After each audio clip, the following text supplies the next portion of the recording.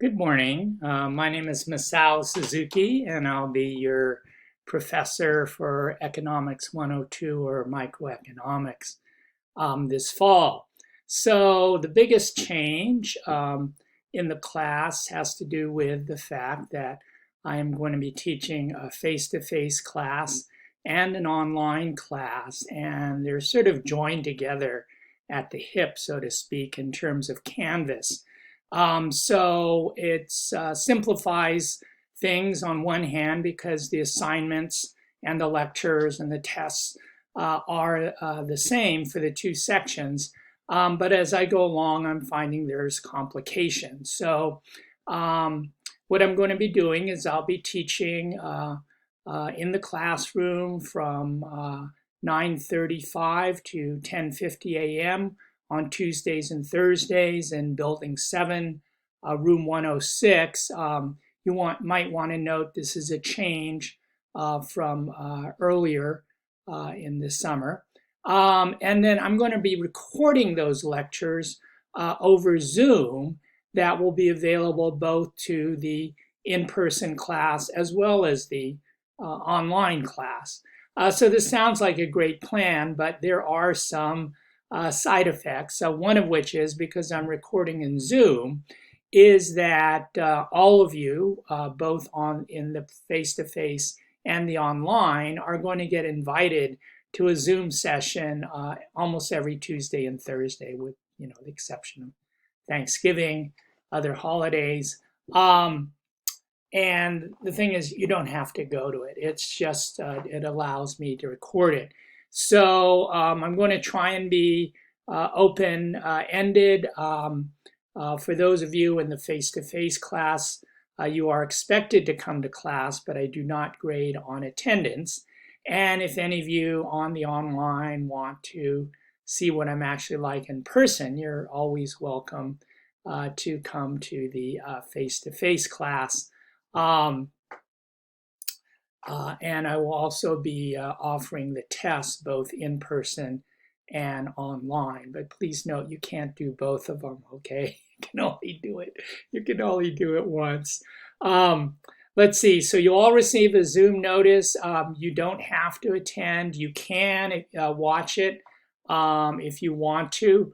Or I should have them posted, the recording posted to the account by about 12 noon the same day. So I get out of class at 10:50. I will be in office hours from 11 to 12, and you're free to Zoom into me. The reason I'm continuing to do that is not mainly because of COVID, but because there's a lot of construction going on in my building. So I will, if I don't have a meeting with anyone, I will put it up, and it might be a little bit late if someone's talking to me over Zoom. So you can view it after about 12 noon the same day. But again, you don't have to worry about the actual Zoom sessions. I also figured out that because the Canvas has them together, all class emails will go to both classes, which generally are fine, like, oh, just a reminder, assignment, number 1 is due. But for other things, it might be a little bit like, oh, for face-to-face classes, please note blah, blah, blah, blah, blah, and the online one can ignore it, or vice versa. So we'll see how this goes. I'm hoping to continue this practice in the spring with Econ 100 or macroeconomics, but we'll just have to see. I do expect on Thursday, I'm recording this on Wednesday, on Thursday there are going to be some glitches, but Thursday is mainly about talking about the class. I think I'm only introducing one economic concept, and so don't worry too much about it. And please bear with me as I've been teaching for almost 30 years now, full time, and there's always something new for me to learn as a teacher. So in terms of the class content, We'll be going over some of the basics of microeconomics around supply and demand, theory of the firm, and topics such as market failures and the labor market. I'll be touching upon a few current issues such as immigration and the environment. I'll be talking about some of the wildfires we're having, and so hopefully we will not have a wildfire uh, interrupt this semester. I guess one of the good things is if there is a wildfire, I'll stay home, and you should too, especially if the campus is closed.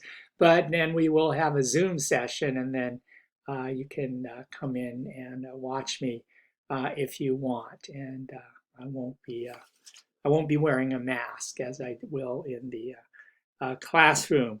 Let's see. So the online class is asynchronous. This is another new thing for me. I've always done synchronous classes. So they were basically like pseudo lecture classes where everything was the same as in a face-to-face class, except if you wanted to be face-to-face with me, it was over your computer or tablet or phone screen. And so I just want to note it is not totally asynchronous. The closest thing I took, I guess it would be considered asynchronous class way back in, when was that? 1973 or something like that, or 74. And it was a self-paced class. You read the stuff, then you took the test. But this is sort of like that, although it's not totally asynchronous in the sense that the assignments and the test will be for specific dates, although you'll have 3 days at least to do all the assignments and the tests. And if you have an issue with the dates, please let me know beforehand, and we can work something out. I also realize that everybody has not so great days, or let's be honest, a bad day. And so I do drop your 2 lowest assignment scores. Now I should note, not assignment number 1, because assignment number 1 is so that I get to know you. And I adopted this when all my classes were online, but now again, so the face-to-face students will still do it. And I just want like a photo and a brief background on you. And so anyway, that one is mandatory, but of course it doesn't require any economics.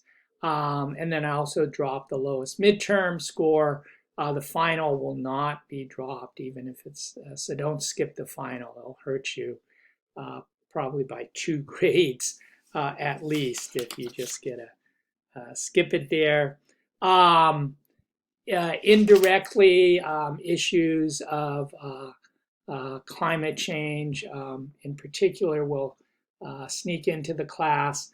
I'm going to be teaching a class on the economics of the environment. It's a late start class in October. I do not advise any of you to take it along at the same time as Econ 102, because what I found is that students who are taking 2 econ courses at the same time, it can be very difficult, with the exception of a few students who've actually taken both classes before, and for different reasons they weren't able to transfer the credit. So in the worst case scenario, I've had students who didn't pass either class, which is sort of painful.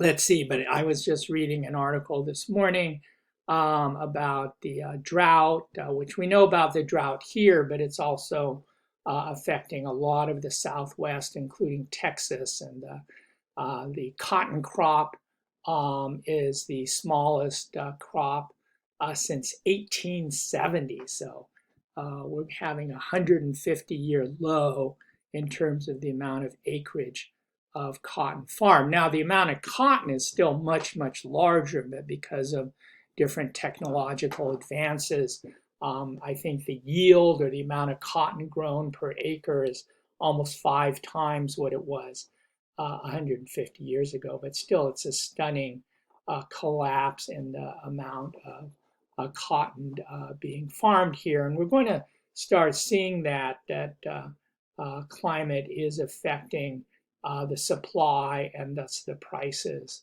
and I guess also the demand somewhat. But it's really a lot of it's on the supply side as climate change brings about drought and even flooding that can affect the supply of different goods. Let's see. Otherwise, we'll talk a little bit at the end about trade. And we've been moving steadily away from sort of the free trade ideal that the U.S. has advanced since the end of World War II, and more we see the world breaking up into different trade blocs. This has been exacerbated, of course, by the war in the Ukraine, and so that's another current issue affecting microeconomics. Maybe there'll be surprises this year, maybe there won't. It's been sort of a ride. I know it's been rough for a lot of people who lost their jobs or had to go online. And I know for students, it's been rough in general, though I think for college students, perhaps less so. Anyway, feel free to contact me by email. I will try to get back to you by the next business day, which means if you email me on Friday, I'll get back to you by Monday, although there's a good chance I'll be able to get back to you over the weekend. Please, on terms of emails, please use your Canvas emails. For some reason, if you use your Skyline, the my smccd.edu email, a lot of those will end up in spam. So I have a disproportionate number of students and also staff too. Their emails to me end up in spam. So I do check my spam folder every day, which is, one of those things about technology that isn't efficient or efficiency promoting, but it might slip through. And so I do encourage you to use your Canvas emails, and that will show up both in the class Canvas email box, and it will actually, a copy of it will go to my regular Suzuki at smccd email. And I don't know why Canvas email always comes through, whereas the college's own email does not always come through. Anyway, it's a little point of investigation. Okay, well, I will look forward to seeing those of you in the face-to-face tomorrow. I'll look forward to those of you who are in the online class to be looking at me tomorrow. A last point, because there was some misunderstandings that anyone who tried to look at the or got a notice that there was a class on Monday, and you were thinking, oh, Monday, it's not even a start of the semester. Well, that was me trying to get trained. So we'll see how that goes on Thursday. Anyway, I'm about to run out of time, but good luck with all of your classes, and I'll see you soon.